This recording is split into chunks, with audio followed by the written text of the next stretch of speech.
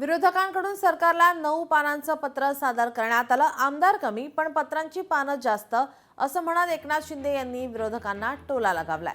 विरोधकांनी अधिवेशनात जनतेचे प्रश्न मांडावे, सूड भावनेतून टीका केल्यास तसंच उत्तर मिळणार असंही एकनाथ शिंदे यांनी म्हटलं आहे। 27 फेब्रुवारीला त्यांनी आणखी एक पत्र दिले आहे, प्रेस रिलीज केली आहे की त्यामध्ये त्यांच्या पत्रात किंवा त्यांच्या जे काही त्यांनी पत्रव्यवहार केला त्या भ्रष्टाचार किंवा आर्थिक देवाणघेवाणीचा कोणताही उल्लेख नाही। त्यामुळे तुम्ही तर ते छापून झाले, म्हणजे तुमची बातमी देखील त्यांनी खोटी ठरवली। शेवटी बघा, ती फ्रान्स कंपनी आहे, त्याचा आम्ही शेवटी आदर करणार।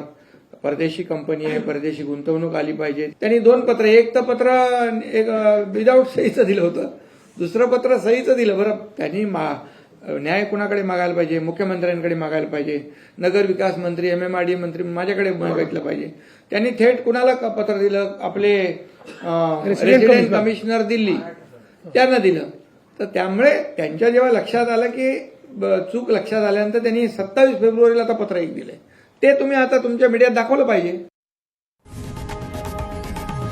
लोकशाही मराठी ऐका, पहा, जागरूक रहा।